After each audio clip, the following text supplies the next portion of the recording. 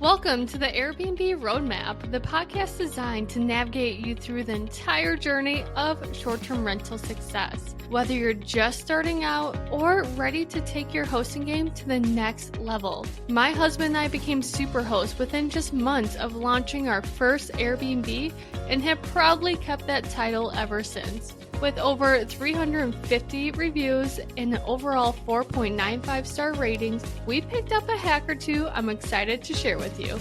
In each episode, I break down the strategies, insights, and industry secrets that set profitable short-term rentals apart. From choosing the right property, understanding local regulations, and obtaining your listing to go beyond just the basics. I'm here to share everything you need to succeed. So if you're ready to map out your path to Airbnb success and unlock the full potential of short-term rentals, join me on the Airbnb Roadmap. Your journey starts here.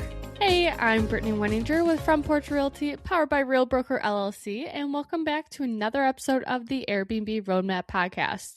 So before we get into today's episode, another life update is that we did launch the 2 Airbnbs, and we are super excited. They are now on Airbnb. I low-key still have to get on Vrbo, but you know, that's a whole nother situation. They are on our direct booking website though, so that's a huge win. Another big win is that our 2 properties were getting booked very, very fast. And the reason why it's getting booked pretty fast is because the prices are significantly lower than what they should be. Because, this is a good segue. We are talking about reviews. We are trying to get as many reviews as possible before the summer season, and then our properties are going to be up on that first page list, and we can up the prices and get a lot more bookings. So we are sacrificing our spring season to lower the prices, get as many people in there as possible, get those reviews, and then we are all set for pretty much the rest of the life for this property. Now, one thing I do want to mention is that the second Airbnb that we launched, not like in total, but like just recently, it's a little 1-bed, 1-bath, kind of like a in-law suite off of the primary property. On the lower level, or like the main level, it's the garage, and we did convert that into a garage / not garage. Oh my gosh, Britt. We converted that into a gym. We converted it into a gym / sauna wellness theme, and it turned out so cool. What we did not realize is that we are actually targeting the midterm people, and in that area, there are a lot of traveling nurses. I knew about that, but didn't actually know about that, if you know what I mean. So our handyman actually kind of gave us a little tip saying hey, you guys are going to get a lot of travel nurses. I'm like, yeah, whatever. Well, he was not lying. We have been booked up for that property every weekend, which is great. And then January 18th through April 18th, so 3 months, we are actually going to have a travel nurse staying at the property. And he's actually not a nurse, he's a doctor. I did my research, I was kind of being a little creep about it, but he will be staying at the property, which will be so nice because the price that he's paying per month at that property, yes, we could do that price, that revenue for that month in the summer. I don't think that we can get that much in the springtime. So this is guaranteeing that we can actually get that cash flow in the springtime. And then obviously everything that's being made from the primary property is just kind of like a little cherry on top. So it's very, very exciting about that. The downfall though with that is that is now just 1 review. So I believe will have 4 reviews on that property, and then 3 months will pass, and then the 5th review. So that's kind of the crappy part about doing a midterm stay during the winter / springtime, is because you're not going to be raking in all those reviews. The good thing though is our primary property, the actual property, really shouldn't say actual property, like our first Airbnb, the one that has the movie theater and all that stuff. Well, I need nicknames for all these places. The one that has the movie theater, that one has guests staying every weekend, and it's already booked out for 3 months for every single weekend. And then we are just trying to really get those people in there during the weekday because it's a skiing town. So I'm sure people are going to come, and they kind of have been showing up, which is really great. That property, though, is going to be raking in all the reviews. So once people see that property, they're going to see, oh, there's another one right next door. And if we have a smaller group, that's going to be the property that we want to book.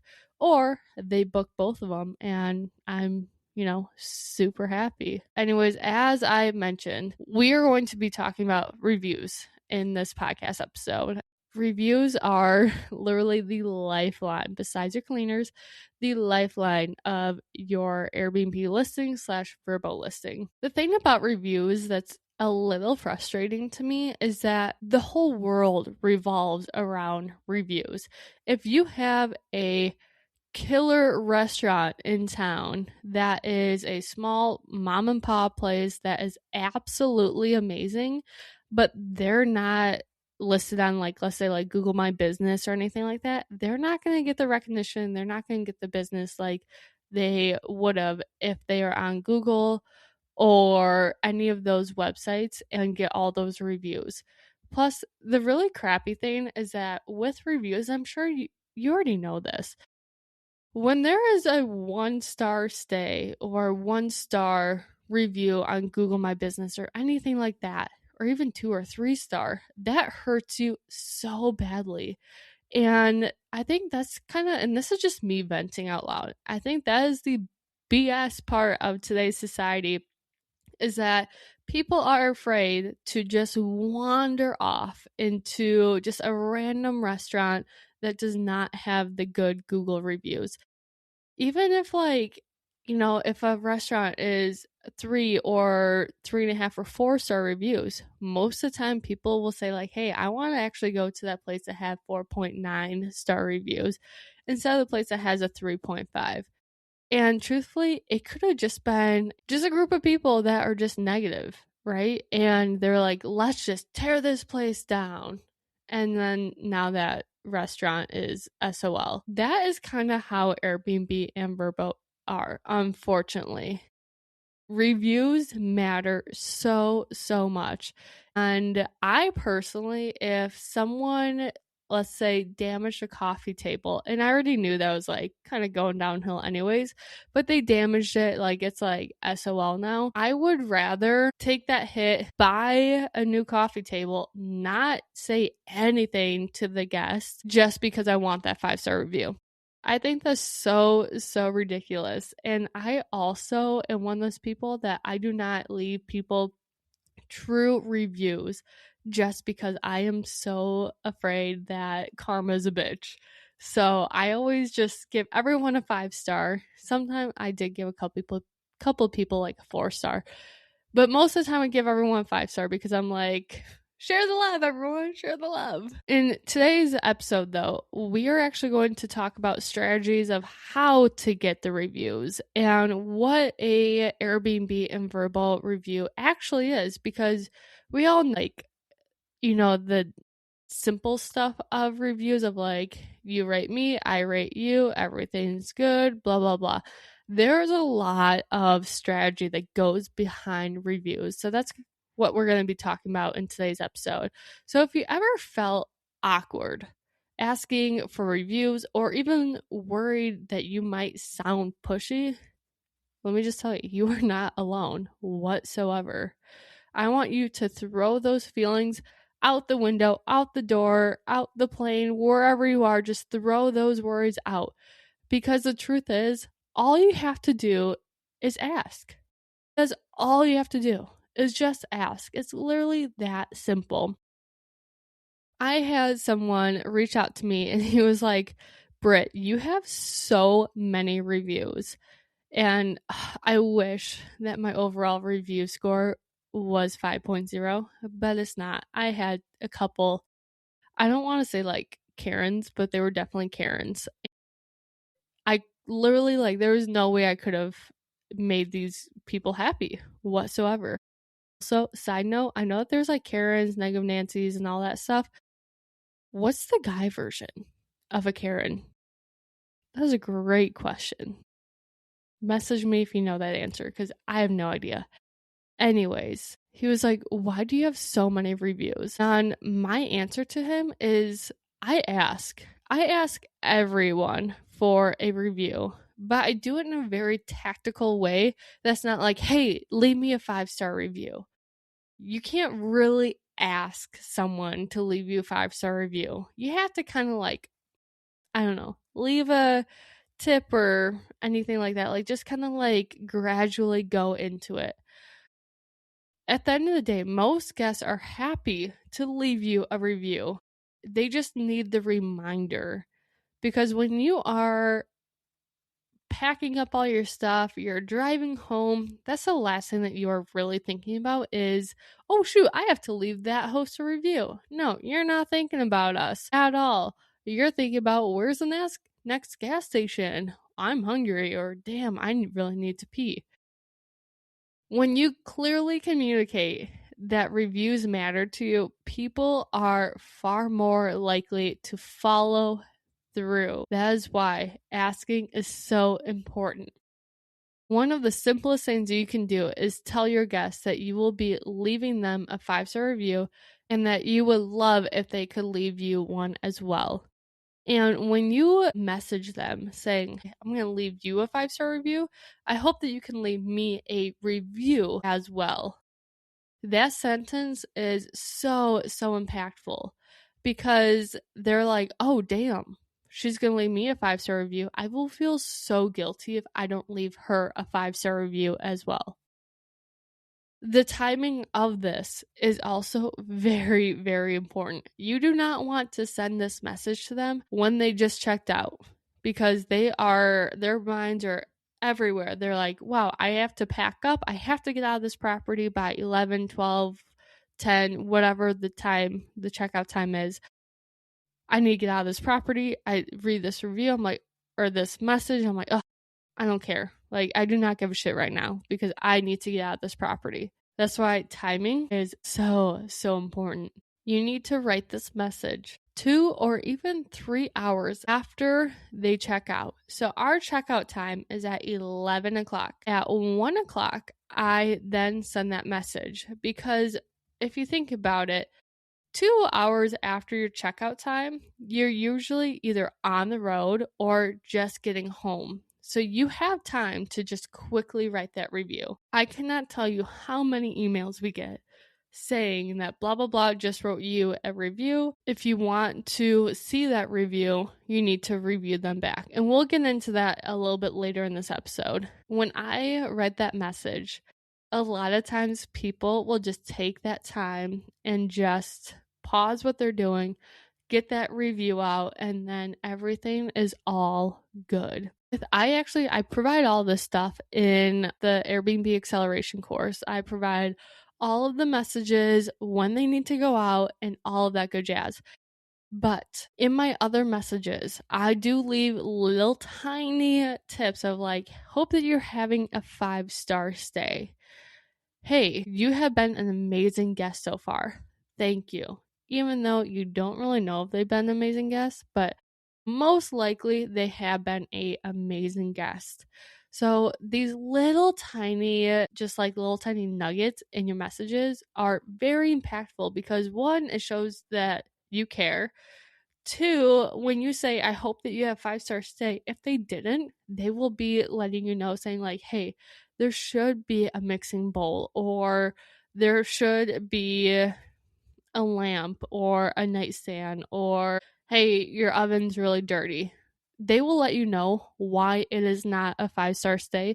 And then you can say, shoot, okay, thank you so much for letting me know that there's a dirty oven. I will let the cleaner know, and she will get that clean ASAP. Now, if they are staying for 2 weeks, maybe you should see if your cleaner can just run in there and clean that oven, so it is a 5-star review. A lot of people miss the whole hospitality part of Airbnb. They're just go, go, go, get that money and call it good. But at the end of the day, you are like a hotel. Guests are checking in. You want to make sure that their stay is 100% satisfaction guaranteed. Totally got that from my past job at the Hampton. But it's true. You want to make sure that their stay is absolutely amazing. And if it's not, you have to figure out why it's not and then act on that. Another tip I have for you is your Wi-Fi code. This is one of those things that if you're very, very worried about asking people for, that 5-star review or asking just people for a review in general, this is the most nonchalant way to get, and not really get, but to say like, hey, like I want that 5-star review. Put it in your Wi-Fi password. Yes, this is a huge hidden gem that no one thinks about. 5-star review, please, or 5-star stay, or you're amazing, or something like that. Maybe not you're amazing, because that's kind of weird. But ask for those reviews. Literally ask and be like, 5-star review, please. And that is your Wi-Fi passcode. That is the passcode for every single property of ours. 5-star review, please. Boom. That way they know that you need that 5-star review. Easy peasy, lemon squeezy. Go get it. Now, I keep on mentioning how important reviews matter. They matter so much, especially when you are new. When I launch a new Airbnb, I am scared shitless. I'm not going to lie about it. You know me, I'm very transparent. I am scared shitless because every single review is like a little heartbeat in the property. And if you get a bad review, that's a straight line right there. And no one likes a 4-star review or 3-star review. The fastest way to climb the Airbnb ladder is through consistent, high quality reviews. Reviews build trust with future guests, and they signal to the platform that your listing is performing well. That is why having everything working and absolutely dialed in right when you launch is so crucial. When you only have 10 reviews and a single 4-star review can seriously hurt your overall rating. And I know this from experience. One of our properties, I think we were review number, I think we only had 8 reviews, and a 4-star review came in. This person literally said there was a sock in the couch, like shoved in between the cushions. There was a sock in the couch. She also said that there was some watermarks on our glassware. That was it. 4 stars right there. And now instead of a 5.0 for that new Airbnb listing, now I think that we have like 4.8 or something like that. And that drives me nuts because a 5-star stay is like, yes, everything should be flawless. But seriously, leaving a 4-star because there was a sock? Like, come on. Now, when you do have a 4-star stay, or 4-star review, I should say, you could actually leave a comment underneath their public review saying, hey, I'm so sorry there was a sock shoved in between the cushions. I will make sure that the cleaner will check that from here on out. A lot of times, people will read those reviews and be like, wow, that person was a Karen. I really need to stop saying that name. Not all Karens are bad. Some are. Not all. And if you are one, I am so sorry. I'm sure that you are one of the nicest people ever. But people will see those reviews and be like, no, like that does not really affect the stay that we will have. Now, let's actually kind of turn the tables and let's break down how the review system actually works, because there are so many important differences between the platforms. So like Airbnb and Vrbo. On Airbnb, reviews are double-sided. That means you and the guests both have 14 days to leave a review, and neither of you can see other like each other's reviews until both are submitted or the 14 days are up. Airbnb also asks guests to rate specific categories, and I did talk about this in one of the other podcast episodes, but they rate the cleanliness, how accurate the property is, the communication, location, check-in, the value. The value is so important because I feel like everyone just kind of like forgets about that and they jump their Airbnb listing prices up per night and people don't actually see the value.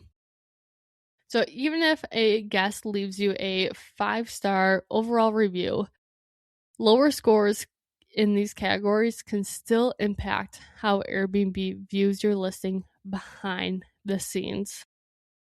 On Vrbo, though, the system is a little slightly more relaxed, which is actually kind of nice.